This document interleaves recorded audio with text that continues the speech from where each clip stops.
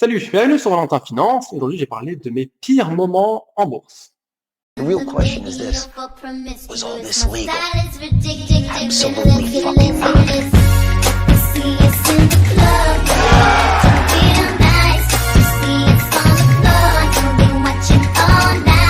Bon, ça fait quelques semaines que je republie des vidéos, j'ai le même t-shirt, c'est normal, j'enchaîne les vidéos, je vais en faire 4, 5, 6 d'affilée, histoire de me libérer du temps. Et puis, vu que ça fait longtemps que j'ai pas fait de vidéo, j'ai plein de petites idées pour vous, qui j'espère vont vous plaire. Alors, je vais vous parler de mes pires moments en bourse, puisque évidemment, c'est trop facile d'arriver et de dire, voilà, ça fait peut-être 3, 4, presque 4 ans et demi que j'investis, et de sortir un portefeuille qui a quasiment doublé, avec un rendement sur dividende incroyable. On peut se dire, putain, c'est génial, c'est la magic touch, enfin, non. C'est surtout qu'il y a des moments où il faut traverser les ténèbres, hein, pour être clair. Donc il y a deux grands moments qui étaient très difficiles en termes de valorisation, parce que personnellement, moi, comme disait un de nos présidents, ça m'en touchait une sans toucher l'autre, de voir mon portefeuille baisser. Mais c'est clair que pour l'entourage, en voulant expliquer j'investis en bourse et de leur montrer votre portefeuille, on regarde avec des yeux, mais t'es un malade. T'es un malade, Bernard, un malade. Donc, le premier moment qui était un petit peu difficile, où j'avais mis plus de 60% de mon portefeuille sur Total à cette époque. Donc j'ai un PRU qui est proche des 20, donc c'est un très très bon PRU. Mais à cette époque-là, c'était descendu de manière monstrueuse et toutes mes autres lignes continuaient aussi à descendre et j'étais descendu à un moment quasiment à moins 30 voire à moins 40%. Et ça va péter! Ça fait mal de voir son portefeuille quasiment divisé par deux. Alors, j'étais un petit peu ambigu à ce moment-là, c'est-à-dire que j'étais très content de me dire yes, je vais pouvoir acheter un max d'actions. D'ailleurs, j'étais même frustré de ne pas avoir plus de moyens pour acheter. D'ailleurs, durant ce moment-là, j'avais un parking que j'ai vendu. Je me suis dit, allez, ça c'est bon, là, les rentabilités de merde à 2, 3, 5%, je dégage. Et j'ai foutu tout l'argent de mon parking en bourse. Voilà, je ne pouvais plus supporter de voir les actions baisser et de ne pas en profiter au maximum. Mais c'est quand même pas simple quand les gens vous disent mais tu fais de la bourse et regarde ton portefeuille. Ils ont rapidement envie de mettre tout leur patrimoine sur le livret A.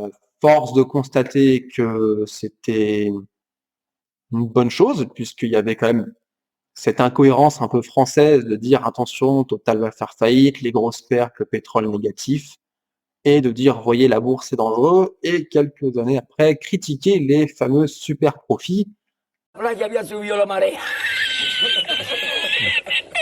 qui en soi sont juste un rattrapage des profits qui n'ont pas été faits auparavant, et aussi un surplus de profit, même si ça veut rien dire, un surplus de profit, lié à l'augmentation du prix du pétrole.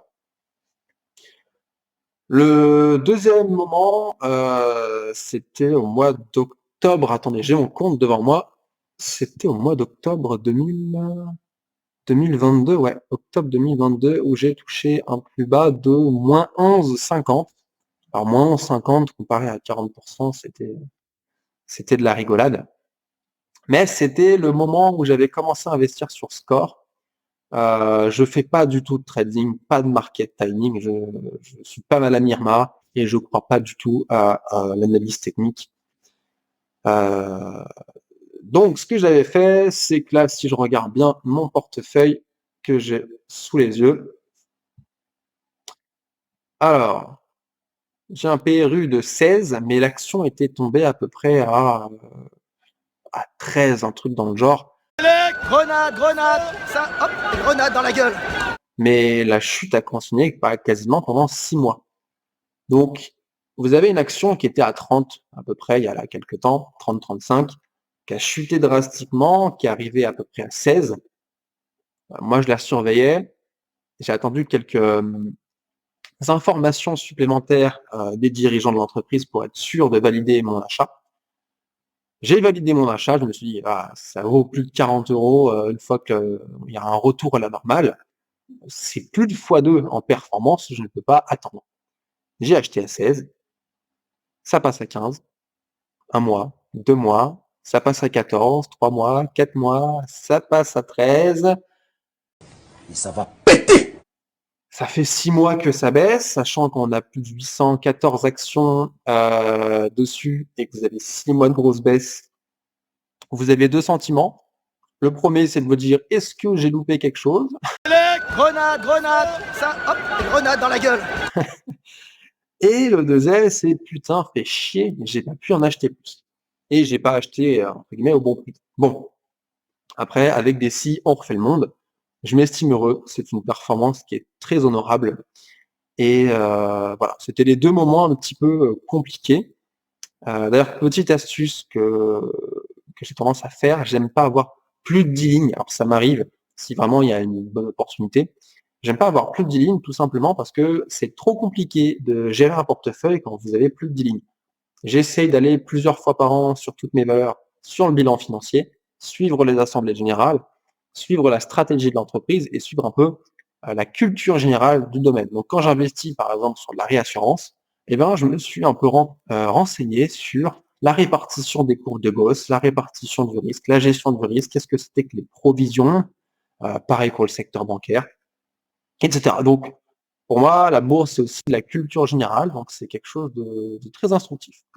Donc voilà, je vous ai partagé un peu les 2 moments un peu compliqués. Donc, quand on arrive avec les résultats en se disant: «Voilà, j'ai surperformé le CAC 40, depuis peut-être 4 ans»,